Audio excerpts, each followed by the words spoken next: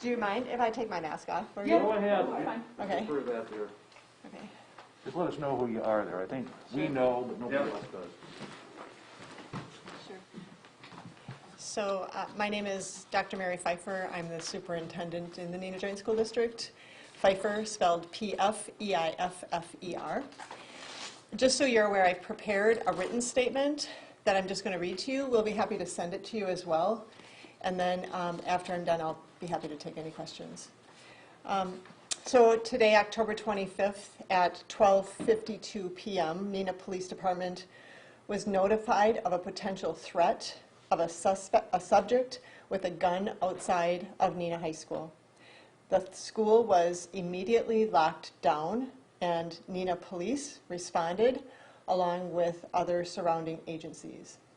Additionally, Tuller and Hoover Elementary Schools were also placed on a soft lockdown due to their proximity. Police officials searched the high school property and surrounding area. The suspect was not immediately located. After receiving further information, the suspect, a 17-year-old male, was located in Appleton and taken into custody at 1:36 p.m. With the suspect in custody, Neenah Police Department advised the district that it was safe to proceed with the school day.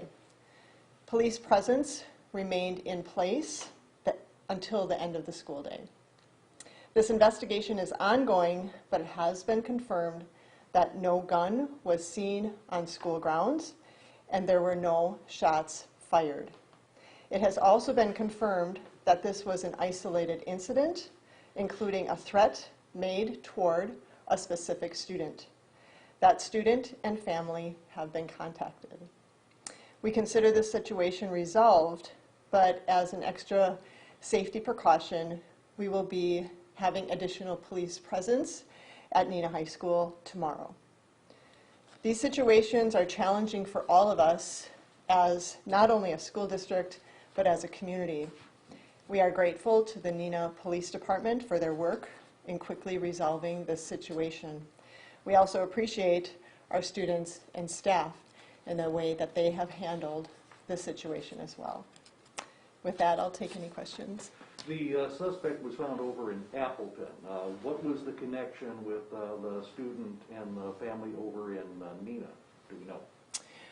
That would be a question that the police would be able to answer when they're done with their investigation. Understand, this is a very ripe situation, just happened, so there's a lot of details that they have to work out as well.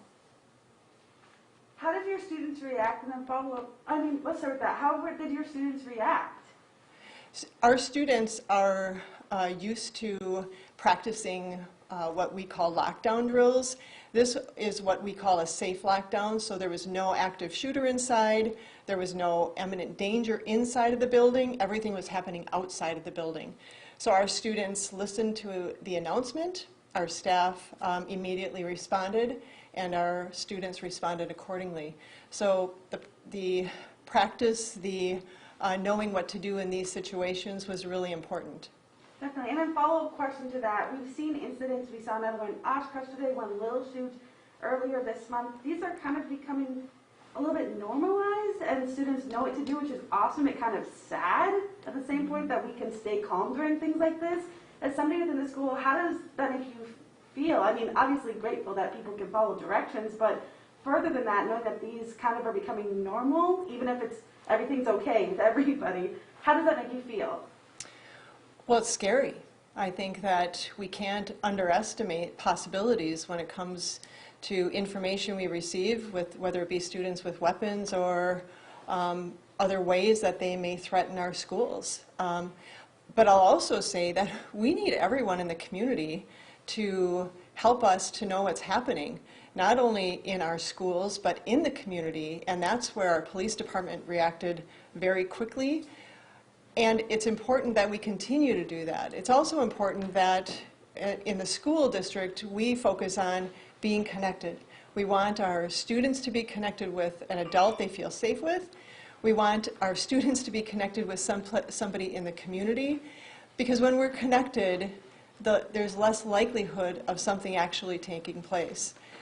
we can't understate the importance of everyone really working together to prevent things like this from happening.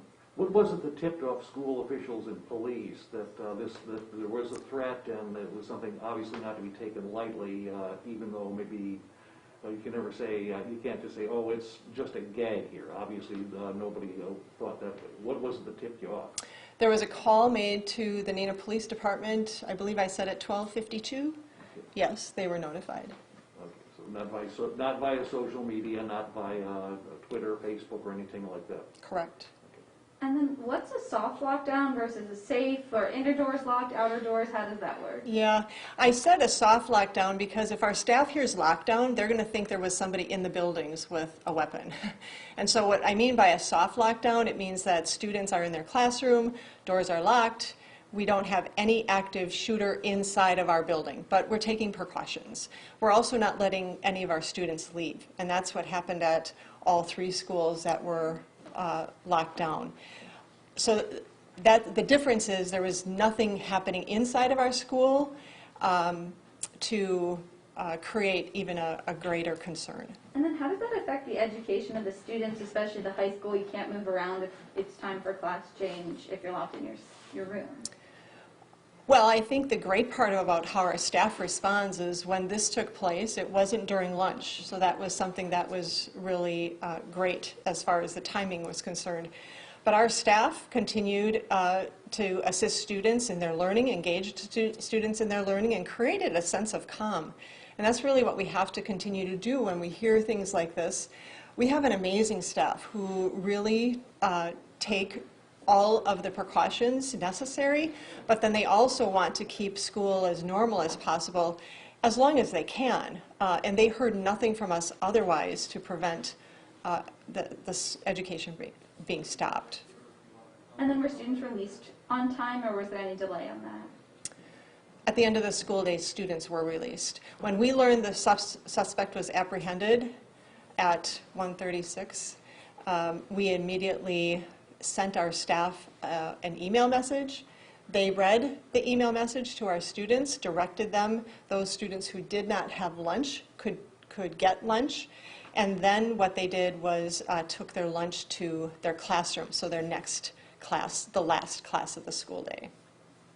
How were parents notified once all this was going on? Was it done by website, social media, all of the above? We have a communications manager who had deployed communication to let our parents know. There was an email sent to all families and a text message. Thank you. If parents have any further questions, where would they go for answers or anything like that? I think what I'd ask our parents to do is, if they have any questions, they can contact their building principal.